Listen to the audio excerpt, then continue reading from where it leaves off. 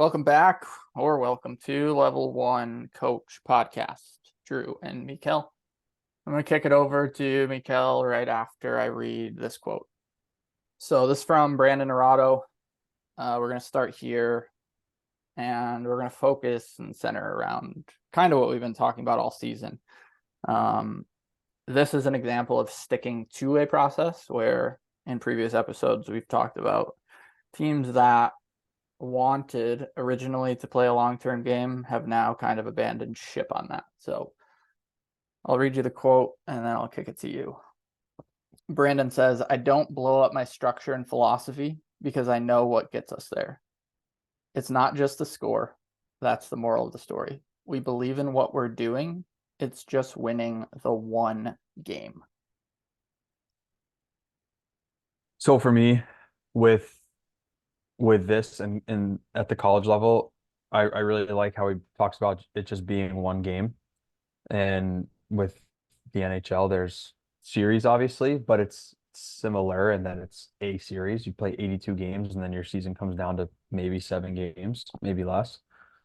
And what I take away from this is that I think the perspective that if you measure success as winning the national championship, then every year in Division One, there's one team that wins it, and there's like 64 that don't. So then there's 64 failures and one success every year. And you could do this with the NHL and say the only team that is successful, it wins the Stanley Cup.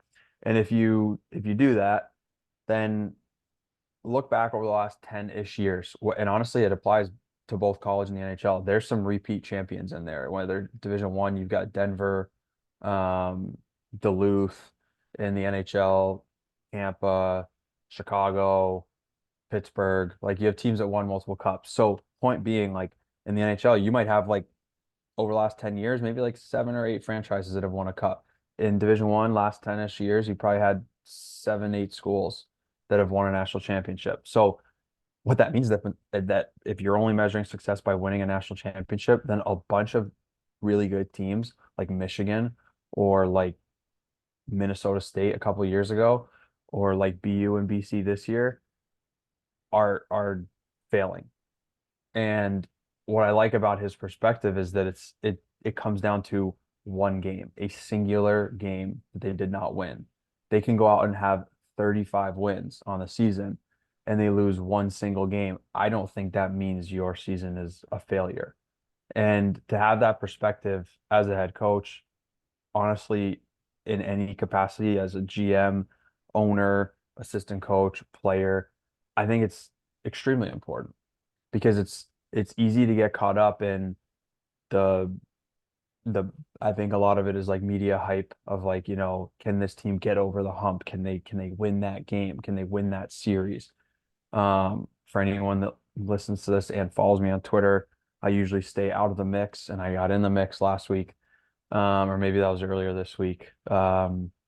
Regarding Carolina, and I'm not a Carolina fan. I like Rod Brind'Amour from an outsider's perspective, but I have no skin in the game with the Hurricanes, and they were down 3-0, obviously in the series to New York. At the time today, Wednesday, they are now down 3-2, but they've won the last two.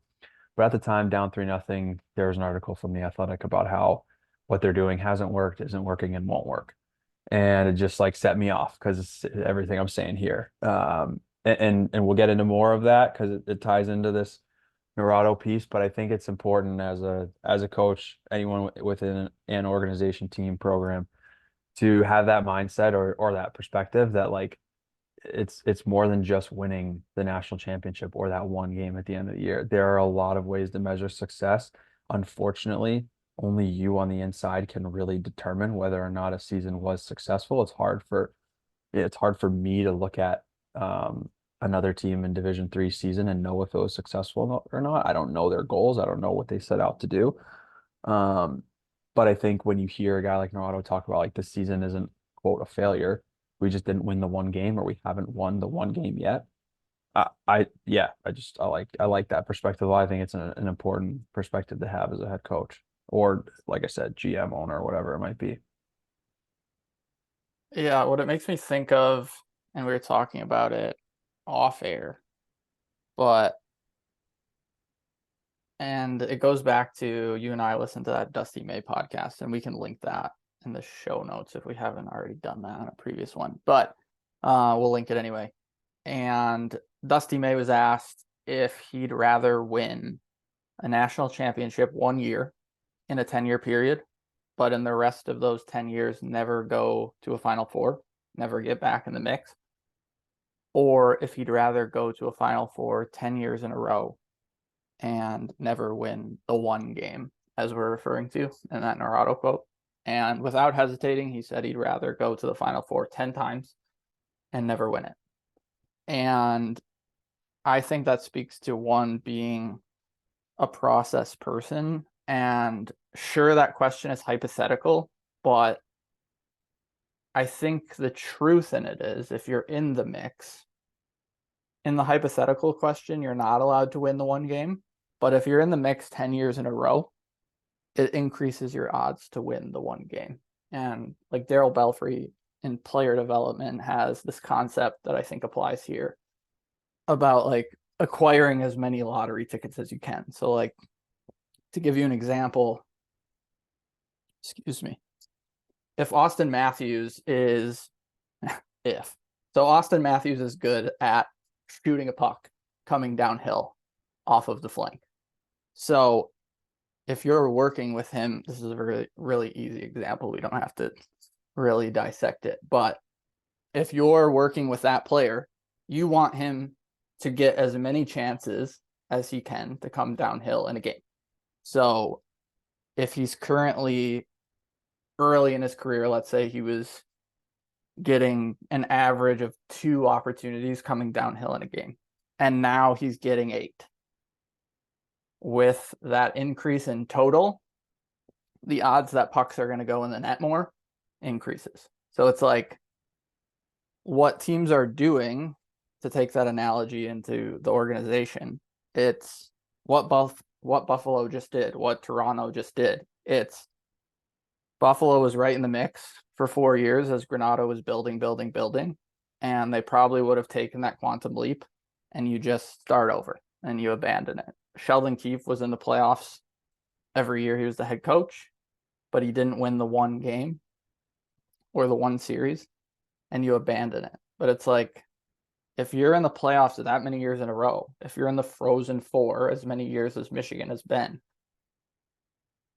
eventually your odds, and it's not a certainty, but eventually your odds are increased. So let me kick that back to you. I know you had some thoughts. Yeah, it's like the more often you're there, obviously the more likely it is that one of these times it works in your favor. And it doesn't like it's not to say that if it hasn't, I guess where I come from is like if it hasn't yet, it doesn't mean that it won't. And I think a lot of times it is easy to look at Michigan in this example or the Leafs or one of these NHL teams, Carolina right now, like you said earlier, to me off air, like Carolina's been in the playoffs every year since Brendan Moore's been the coach. So they haven't won the cup yet, but I mean, they're certainly they are certainly allowing themselves an opportunity to. If you don't make the playoffs, you can't win a cup. That's pretty plain and simple.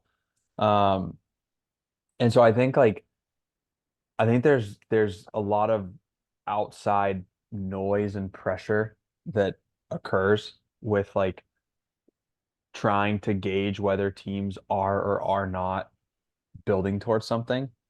And that's kind of where I come at it from is like only Narado knows if Michigan is on the right track. Only Rod Brendamore knows if the Hurricanes are getting closer to eventually winning a Stanley Cup. And it's not literally only them, but I'd say it's like under 10 people, their staff and maybe owner slash GM slash AD, whatever that role is. Um, Outside of that, like we don't really know. And so like I can have an opinion on it, but I shouldn't pause it as if I know. And I can certainly view it from afar and think like they look like they're on the right track, or maybe they look like they're not. But to say like it's not working, it hasn't worked, and it won't, or it hasn't worked, won't work, and hasn't worked, is not working, and won't work. Those are past, present, and future statements that like nobody outside of Carolina's organization knows. And I know necessarily that's not what anyone was saying with Michigan, but I'm sure there are people that think, how come Michigan's been in the Frozen Four like three of the last 3 years, I think. Yeah, all 3 years in the last 3 years, and all three times they haven't won the game they need to. Like, well, can we just give them one more chance? Let's see if they get it the fourth time. And maybe they don't. Maybe they still lose in the national semifinal. They've still been in the national semifinal 4 years in a row at that point then. Like, as Dusty May points out, like he would prefer that than just winning that one game one time and never being there again. So I think like I don't know, everyone has their own way of measuring success, of course, but I think if you are consistently getting your team to a point where you're competing on a stage like that, Frozen Four, like that's pretty hard. And that is, in my opinion, indicative of like a lot of things going well for the team, organization, program, whatever. And I think there's a lot of times there's just a lot of noise on the outside of like they're not doing this, they should be doing that. He mentions it in the article like people say that we trade defense for better offense. Like he's like it's not even true. Like we do talk about defense. We are trying to improve our team defense. Like that's a perfect example of just like outside bullshit that people clearly have a perception of Michigan, the way they play or the way Narado's Michigan plays that like isn't even actually factual, but no one knows that unless you're on the staff or you're on the team. Yeah. And to give like an example, we've talked about I finally looked it up. I knew it was a thing and I knew their trajectory after Sam Hinkie left. I'm bringing him up again. Sorry, not sorry. But um like when you break down a team that is what we're talking about here with Michigan is a coach that is voicing sticking to the process. And when you look at so Sam Hinkie took over as the GM and president of ops of the 76ers in 2013. He was there until 2016. I'm going to read you their win percentages while he was there. 23, 22, 12. Okay. So in 3 years, he's setting up this process and they are awful. And the fans are calling for his job and the fans are calling for the coach's job. And the coach stayed the same for even longer, 5 years. So same coach through this process and they are just stinking up the place. Okay. And then we talked about this quantum leap that eventually comes and that I thought with if Granato would have stayed, I think Buffalo would have taken their quantum leap this year. And unfortunately, they still might. And then Lindy Ruff will get credit for it. But just like when Sam Hinkie resigned and the results improved, as I'm about to show you, it's not because the new guys took over. It's because of what was set up. So Hinkie resigned, and this is what happens. So the year he left, or his last year, they won 12% of their games, just to give you a refresher.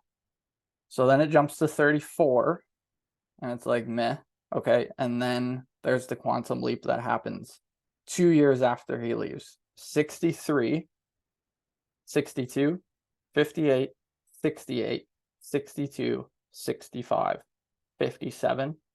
And in every year since 2017, they've made the playoffs. If you have thoughts on that. It just shows that what they were doing was working. And I know he wasn't fired. I know he chose to step away, but it just shows that what they were doing was working. And maybe they hadn't won the I don't know, NBA championship yet. Um, at that time and still haven't, I think, to my knowledge. Correct. But there, like, how many teams have that win percentage prior to someone showing up, like you're talking about, and then someone new shows up, and the win percentage like maybe goes up a little, but not one, not exponentially like that, like maybe just incrementally 22 to 40, 22 to 35. And then two, with the consistency or longevity that this has, where it's been every year now, 60, 65, 70. Like I'll use my hometown team as an example, Columbus Blue Jackets. They have gone through coaching change, GM change, this, that, and the other. And yeah, they've had some years where their teams are a lot better than the prior year, but consistently over time, they cannot seem to maintain like a 60 win percentage or a 70 win percentage. They go up, down, up, down. It's all over the place. And so like to me, that speaks to like the organizational alignment and the structure that was put in place for not just Sam Hinkie to enjoy, but for his successor to experience as well.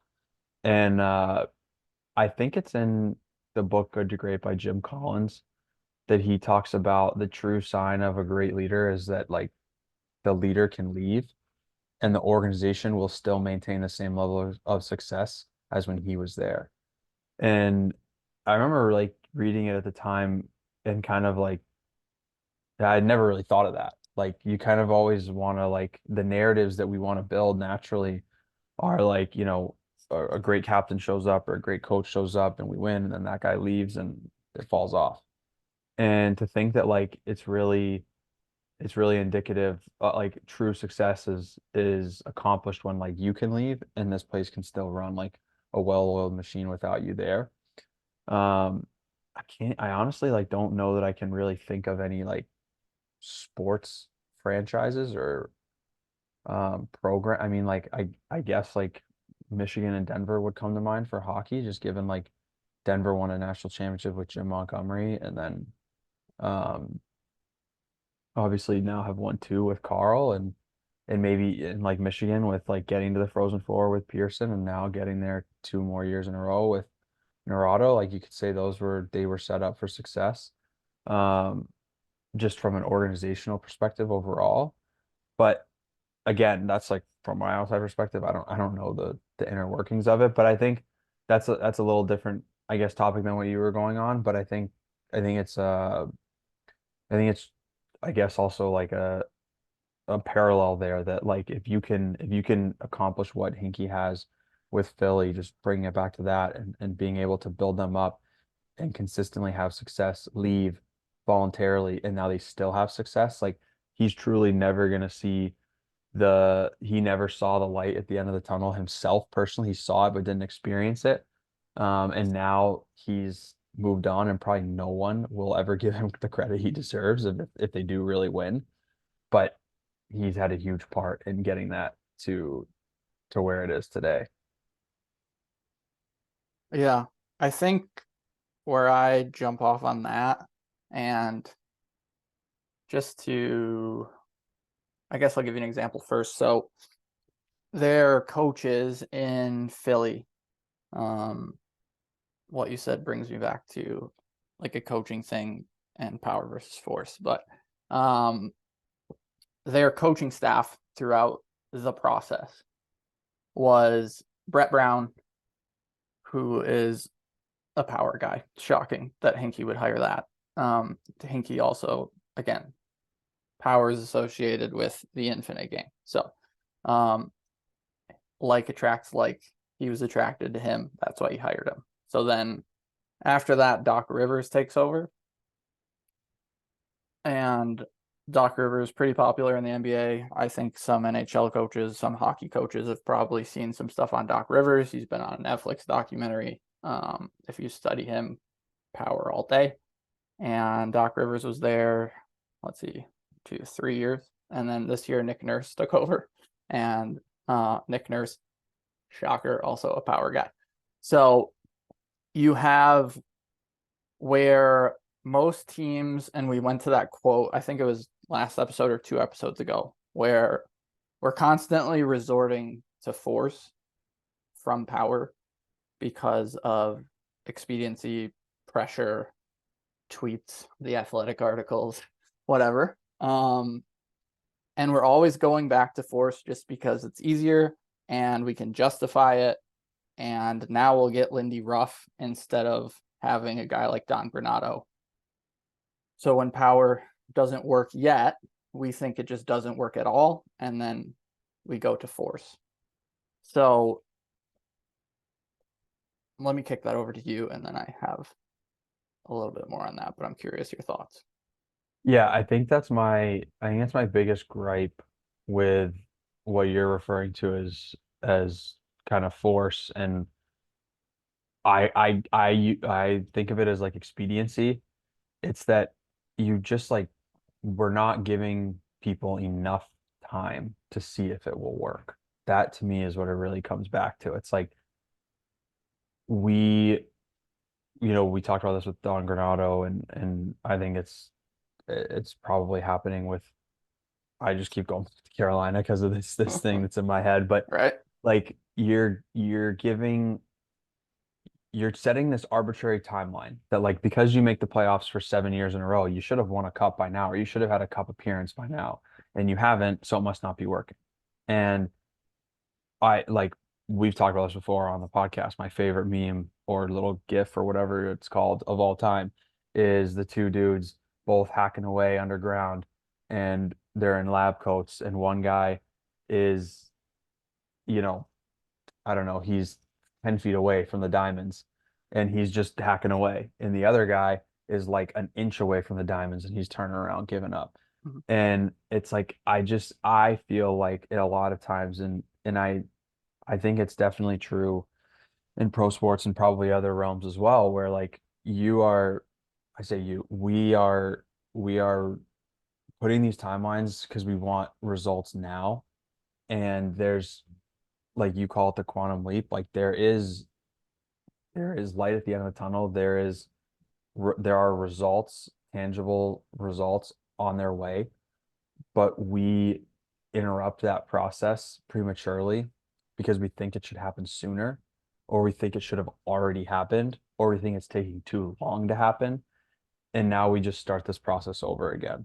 And I don't, like I like to think, and I guess we haven't even brought this up, but there everyone was circulating last week this comment from Pete DeBoer about how like basically all NHL coaches get fired within like 2 weeks, or sorry, 2 years. And there's like five guys I think that have been tenured longer than 2 years. And go figure, like two or three of them have won cups. It's like crazy. But like you think that would have an impact on maybe like the way people talk about the game, or like talk about coaching or talk about the industry, write about it, whatever. But then it's like 3 days later and you get this athletic article. And that's I'm hammering that one thing, but there's a ton of stuff just like it Mhm. that's out there of very similar things. Like I'm sure if you go look at the Soccer. Dallas, yeah, sorry, yeah, other sports, or I was gonna say just like other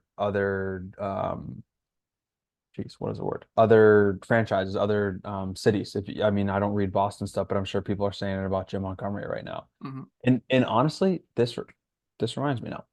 In Game 7, whoever the announcer was in that game, Leafs versus Bruins, said it could very well be the last game for either of these two coaches should they lose.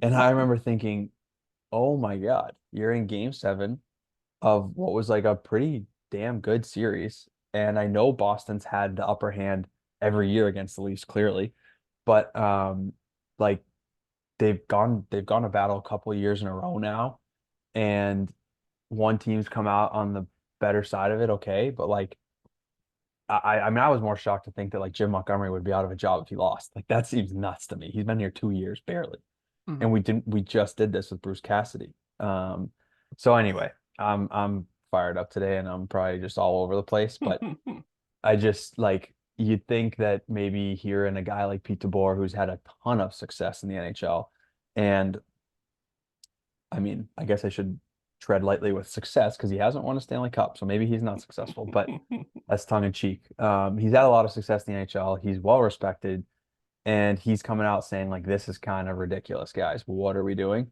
And then we just like we all hear it. We all are like, "Yeah, yeah, yeah, yeah. That's true. That's true. It's crazy." And then 2 days later, we're back to the nonsense. Mhm. Um, so Yeah, let me throw this at you. I'll talk for a little bit so you can take a couple deep breaths. Uh, I need it. but there's like there's a caveat with what um DeBoer said, and on one hand he's right, and on one hand on the other hand there's this, and I'll throw this at you. So when you study power and you study like a Bill Walsh, or you study what's going on with the Sixers, and you look at win percentages, and there's a couple different metrics, but what you see, and you saw it with Don Granato, it's at first it's this slow build, and but the trajectory, even if it's inch by inch, it's going up. So win percentages are going up. Playoff appearances might be going up if you're to that point, or if you're not to that point, you're getting closer and closer to getting to the playoffs. So if you want a rule of thumb for if you have a power or a force leader or leadership, and that might go to the organization, that might go higher to the GM, ownership, whatever. But if you look at their trajectory, power starts from where it is, whether they're in the basement, 12 win percentage, like the 76ers, or whether they're Buffalo's probably in the basement. I would have to look it up when Granato took over, but I mean, they were probably bottom 5 safely, call it that. And their trajectory goes up. That's how you know you have power. So force typically looks like this. And this is why coaches will sometimes get credit. And I'm going to pick on Lindy Ruff again, but this is why if the Sabres make the playoffs this year, Lindy Ruff will get credit. But I am telling you to watch this trajectory, because when you have force, here's what year 1 looks like: above average results. Here's what year 2 looks like: average results. Here's what year 3 looks like: fired mid-season, and the players probably had something to do with it. So the principle of force is that it's self-exhausting, where power is self-sustaining. Power is like, you can think of power like gravity. It's there. It's not moving, but it has this pull and this attraction to the right kind of people. And it rules over everything in the physical domain. But so power is self-sustaining.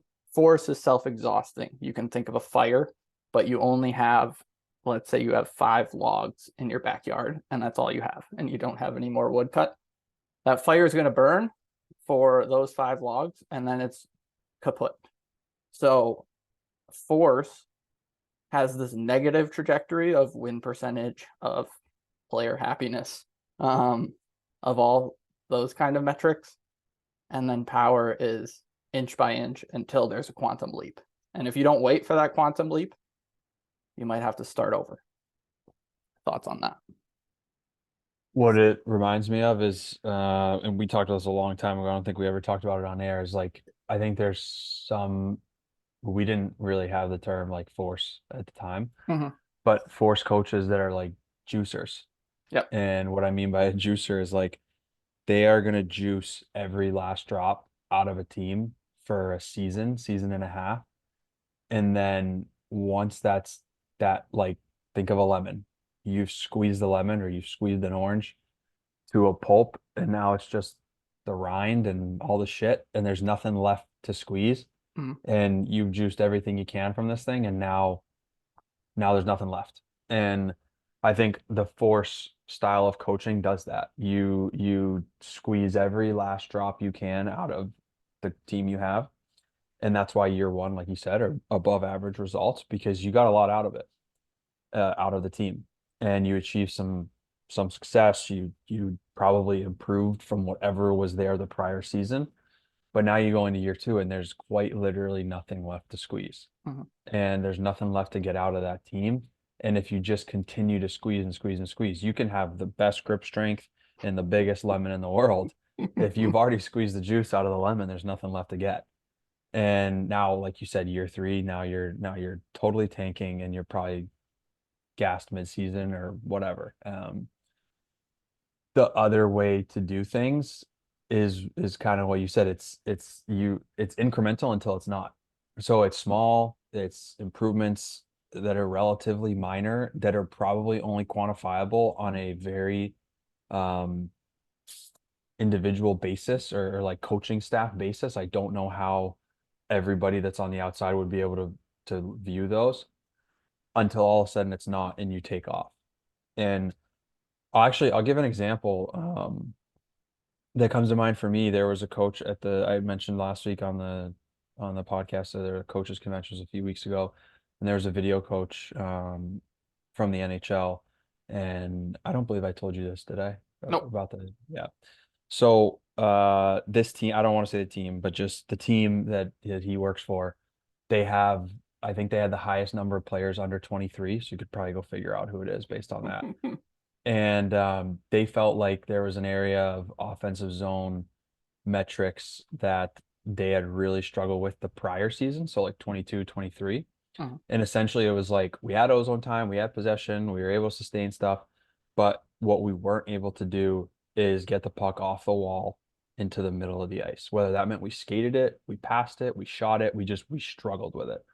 So they found, I think it was that season when they struggled, 70% of their ozone time was just along the boards, along the dash. Mhm. He's like, they're just like wasted minutes. You hear Naruto talk about this in summer stuff, like calls it the graveyard in the corner. Like just time where the puck is not working towards scoring goals, I guess. And you're not getting great opportunities as a result of being on the wall. And so I thought it was really interesting. They wanted to work with their forwards on retrieving pucks better. And so not like once you start making plays and you got the puck and whatever, that's fine. Like they trusted their forwards to be able to make the plays. It's off of a retrieval. Can you get off the damn wall right away? Yeah, passing, feet, whatever.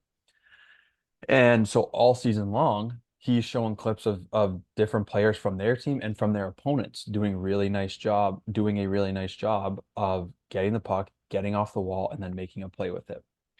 And I don't remember the statistics now, but he was able to show like of the amount of time they spent in the ozone, like blank was not on the wall anymore. So if it was 70, it was down to like 50 or 40. That is like, to me, it was like such a cool advanced thing that I don't care how much you watch this team, and I don't care how well you knew what they were doing as far as just like a general structure of play, you'd never be able to measure that to the level that they are as a fan or a media member or an outsider to their organization. And I bring that up because that their record this year, they did not make the playoffs. So now you know that there's 16 other teams that could be. They did not make the playoffs, and they weren't. I wouldn't even say they weren't close. It was still very far away from making the playoffs. But that's if you're within that organization, that's a small incremental improvement that you made that I guarantee you they feel optimistic about their opportunity to be better next year as a result of improving that way. But my point is it's a metric that only those guys in that organization know. And I think that is that's what power looks like. It's not necessarily they scored more goals or they had better goaltending or their power play was humming or their PK was locked down. It's like these little things that are going to lead to more goals, more power play opportunities because you're going to draw penalties, less time in the D zone. But you can't possibly know that's what they're looking for unless you're on the inside. Yeah, that reminds me of like the Daryl Morey thing where it's like, what are your, and we talked about like asymmetrical impact as a concept before, but what are the things, the occurrences, the whatever, like what really matters is essentially the question. And if they believe or they know that being able to get off the wall through essentially skating and setting yourself up to get inside the dots yourself um, is going to lead to more slot attempts, whatever. And then that turns into goals. We talked about the lottery tickets thing. If they can do that more often, then chances are they're probably going to score more goals just based on numbers. Um, so it's knowing what is really important. That's kind of what comes to mind. And like Daryl Morey has the NBA like essentially figured out. He's like, we need to account for this. This is our 3 KPIs. These are the only things. These are the only 3 things that truly matter.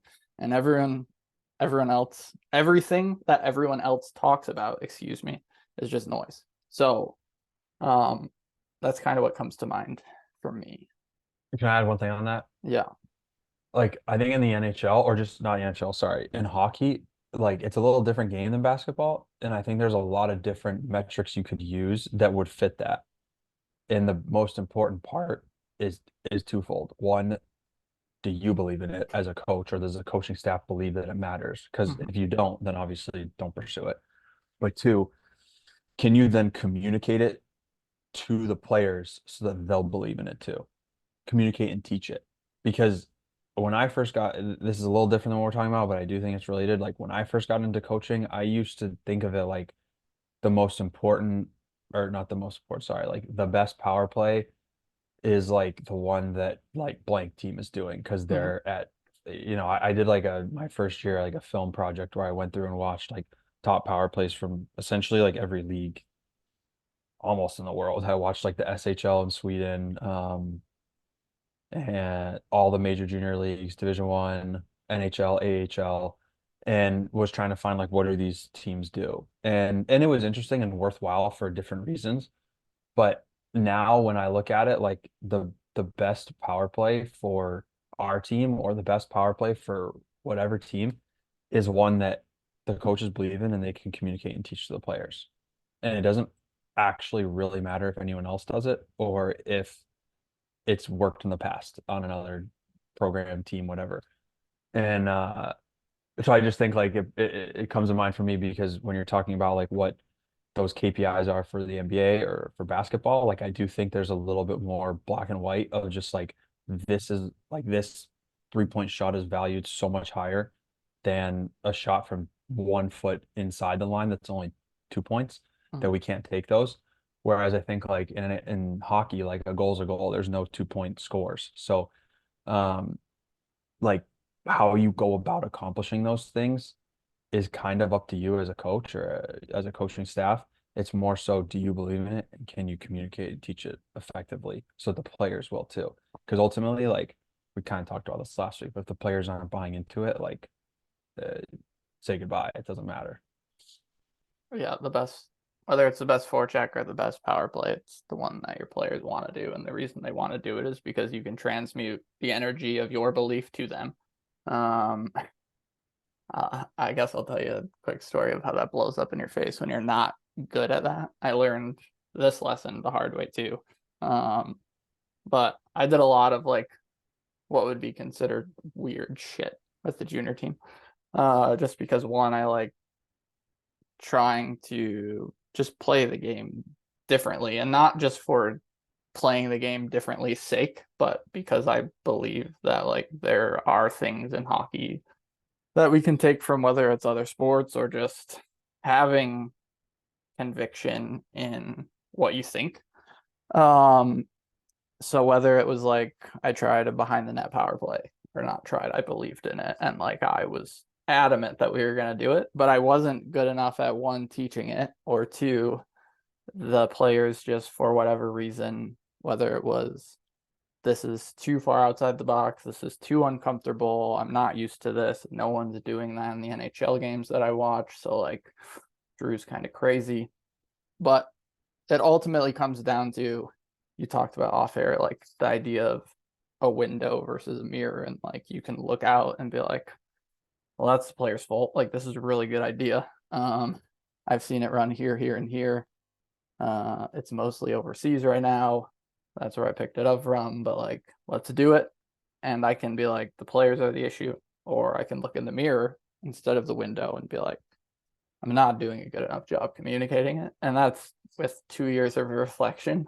Um, that's what I finally arrived at is looking in the mirror. So um, I'll kick that back to you.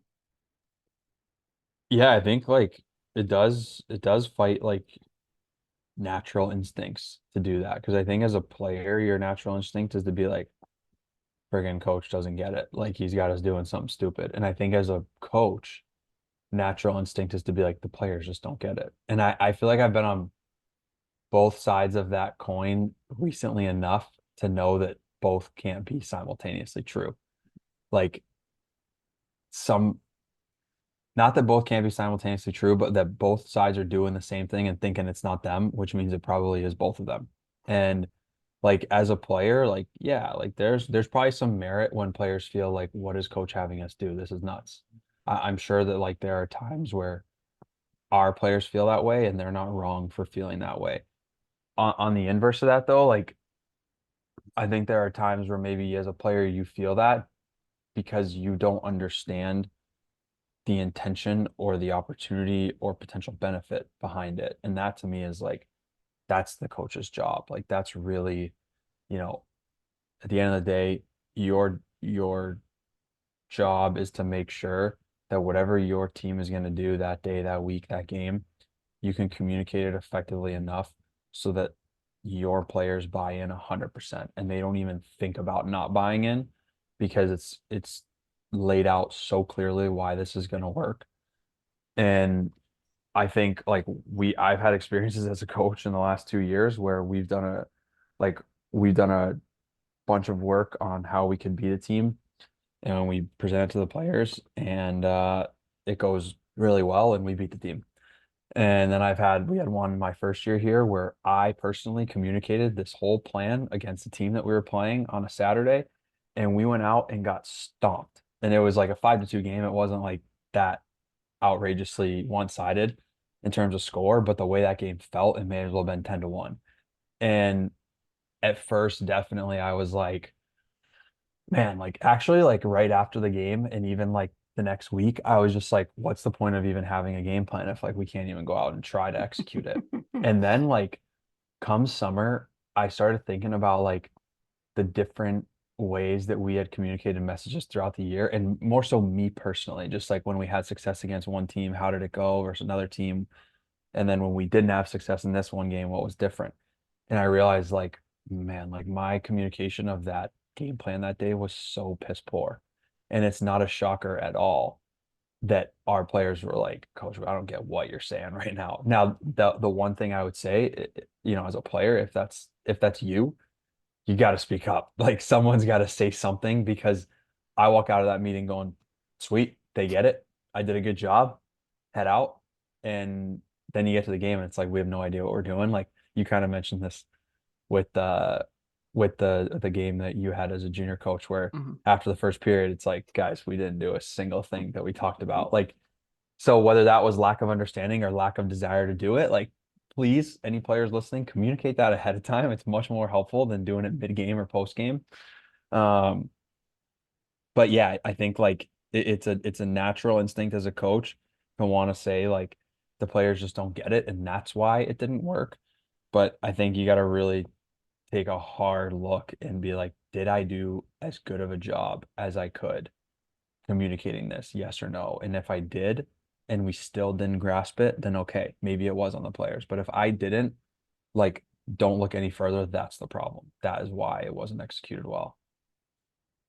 Yeah. I think the last thing I'll say, just to again leave you with something tactical, what you're saying makes me think of, and this is, I'm 100% going to give credit where it's due. This is the brainchild of TJ Manisterski, who we both know. But um, I think what you're saying and what I realized, and we talked about this off air, and maybe we can start the next episode this way, but how much are you communicating essentially? And how much are you trying to like change their world? And TJ uses this mental model of a steak versus a smoothie. So if you're going to change, what I did was I gave them a steak, and steaks are solid, so they're harder to digest. Smoothies go down easily, digest easier. They're already in liquid form. Your body doesn't have to do any mechanical or whatever breakdown. So without getting way too in the weeds on digestion, steaks versus smoothies. So like I wanted to change and do a behind the net power play. I've talked to you about the weird D zone that I wanted to run. We did some stuff that was different in the neutral zone, and I was just handing them a steak and it was so much information and so hard to digest and execute on all of it that they just said, fuck you, essentially. You're crazy and we're not doing any of it. Where if you give it to them as a smoothie, which is easier to digest, which is just less information. If you think you're going to change 9 things this summer, good luck to you. But if you want to change one thing that's going to make you 1% better, if I just would have, to use the power play example, if I would have taken a 1-3-1 and just run one set play to start and just ease them along, where the low support player on the strong side takes the puck and goes behind the net, and then that starts some sort of motion and set play, and then we have success with it, it's like, okay, we can build on this. But if I'm just like, do this right now, right away, 0 to 100 with no like previous knowledge or previous system that you're aware of and know of and believe in, then that's your stake. And I'll just kick that to you if you have some final thoughts. Yeah, just wrapping that up, and we can, like you said, get into it more on the next one. But I think with that, like if you're gonna do something like that, it's important to communicate to the players, like, we're gonna start with this and we're gonna have more looks and we're gonna add to it, but let's get good at this now to begin with. And I think power play is like a really good example for this, even if you're not doing something behind the net, just a standard, whatever you overload umbrella, 1-3-1, whatever it might be. Like, say it's a 1-3-1. Hey, we're gonna start with like guy up top to the flank, hit the bumper, shot. And I want you to just run that out from both sides of the flank over and over and over. And eventually, if we can get good at this, teams will know we're trying to do it. And now, like that bumper, you can bump it back to the flank or back to the guy at the top who can kick it to the weak side flank. And now he's going to have downhill time to come in. And maybe there's going to be that backdoor stick on the ice play for the net front guy. Like, we're going to add so many wrinkles to it. But as a coach, make sure that you're communicating, like, we're starting here call it option 1, and we're going to hopefully build up to option 7 if we can. And then as a players, understand that, like, you're not going to get to option 7 if you can't master option 1. So just get good at the first thing and then worry about the second thing and then worry about the third thing. Don't worry about getting to the thing the Bruins do with Marchand, stick on the ice, backdoor, net front. Like, don't worry about that yet if you can't even get that first pass to Bergeron in the bumper off successfully. So I think, like, there's give and take with that. Coach communicate, like, hey, we're gonna get to this place, but we got to start here first. And players have the trust and the faith that, like, if we can execute this to begin with, we're gonna get to do like the more quote fun or advanced things in due time. Yeah, that wraps it up in terms of like what I learned is you don't just have to play the long game organizationally, like you have to play the long game with almost everything, and you can do something like a power play progression, changing anything, your neutral zone, your ozone, whatever. So a good way to wrap up. I think we're going to start there next time because we both have some more thoughts on that. And share the show with someone you know, and we'll see you on the next one.